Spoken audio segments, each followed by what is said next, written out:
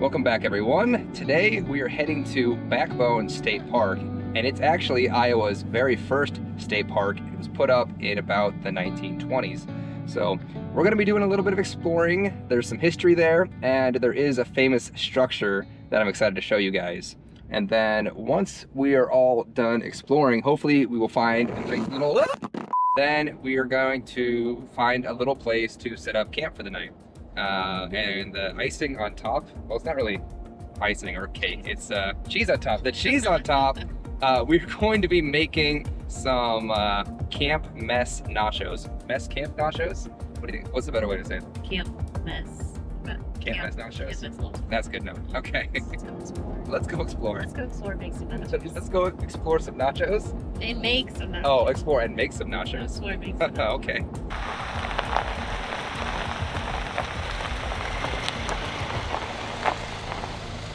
As I had mentioned earlier, we are at Backbone State Park, Iowa's first state park that was put up in about the 20s.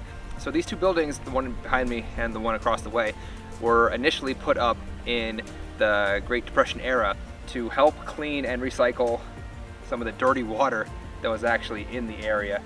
And they would take care of the whole water treatment program and build benches, build cabins, and really turn this place into a nice little nature area.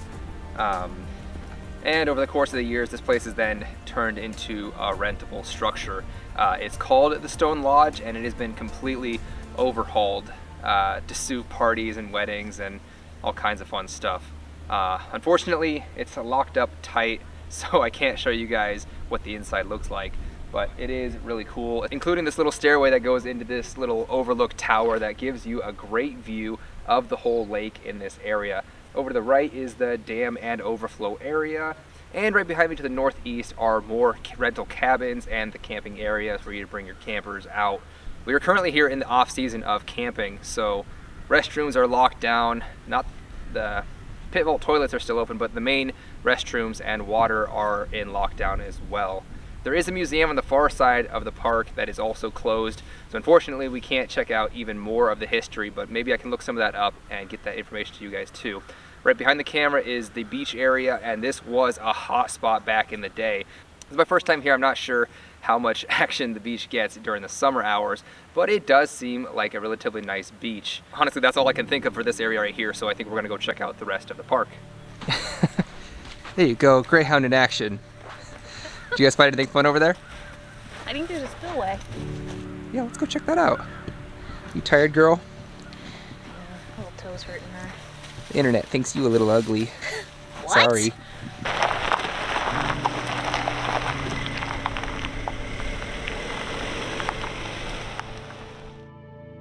Backbone State Park is located in the northeastern side of Iowa, and it's truly worth visiting if you're near or in the state. Backbone is also one of the most geographically unique locations in Iowa, with its high bluffs and flowing river. The steep and narrow ridges of bedrock form the highest point in northeast Iowa and is called the Devil's Backbone, which gives the park its true name.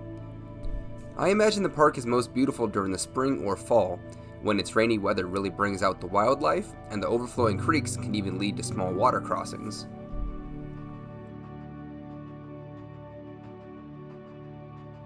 One of the shelters over here has a really cool old-timey fireplace. It all looks so new, but it also has that old rustic feel to it. It's kind of crazy out here.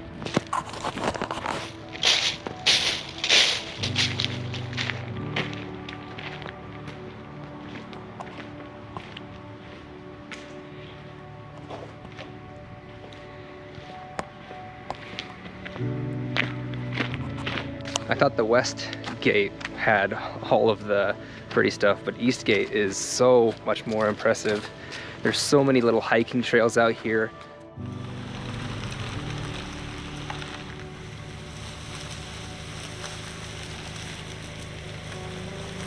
Okay, so this is where we are going to camp for the night. And like I said, this is a really big campground, and we are the only ones on this side of the campground. There's only one other person here that we've seen, so it's very secluded in the off season, and I really like that. We're gonna go ahead and take a minute to set up camp, and then we are going to get our camp kitchen layout started and get on these camp mash I forget what they're called again. Camp Mess Camp Mess Okay. Camp He started on these Camp Mess Nachos. Mess Camp Nachos. Nachos for you guys. What we're going to be using, hint of lime tortilla chips. Then we've got some black beans, cheddar cheese, All the cold stuff's in here. jalapenos, green onion, and we have plenty of hot sauce, hamburger, and we're going to be cooking everything on George's Wise Owl little pit. Thank you, assistant. Oh, ouch, that'll give you hurt. Not getting paid as an assistant. We're going to be cooking everything tonight on the Wise Owl little pit, and we have we have specially cut little wood logs specifically to go with this to help make our dinner.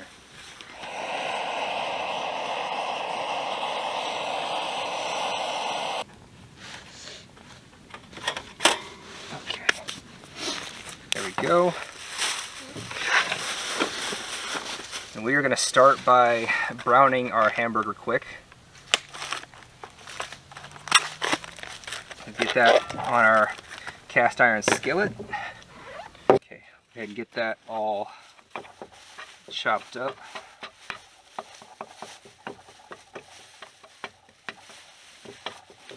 And let that start cooking on the fire.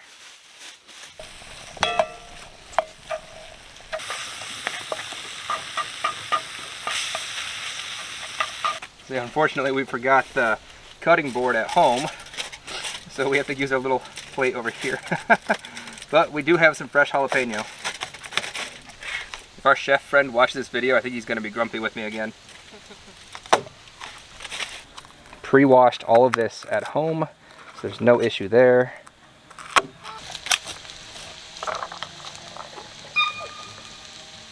So we take our little tin foil, fill it with chips, wrap it all up, and then put it on the hot coals. Big old handful of chips in here, a little jalapeno, onion. Oh, I forgot we're supposed to oil the bottom of this. Oh well. And then generous amounts of cheese. So, crazy with the cheese.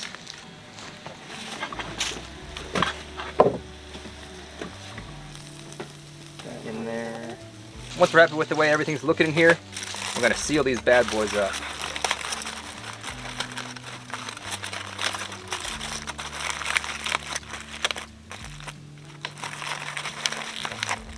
There we go. This will go on the hot coals for about 5 minutes or so. We'll check the cheese, and if it's all melted in goodness, then we're ready to eat. Adding more taco seasoning? Just a little bit. You're crazy. Season that cheese.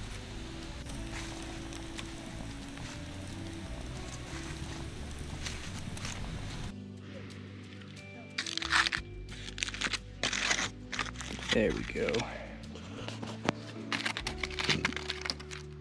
Ooh, still a little hot. I think we'll add a little bit of this guy right here to it. Look at you, how do you char a chip? Very carefully. Like this. Let's let the people decide.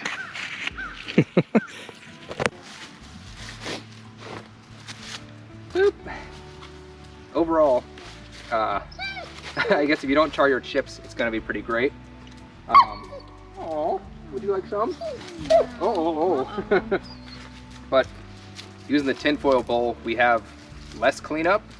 If we had the cutting board, we wouldn't have used so many bowls, so we do have a little bit of dishware to clean up, but The ingredients were easy to pack. everything was easy to pack. There was no prep time, 5-minute cook time, and we can just toss the tinfoil into the trash and we're done. Camp dinner. Camp dinner. Good job. Hi, Annie. No.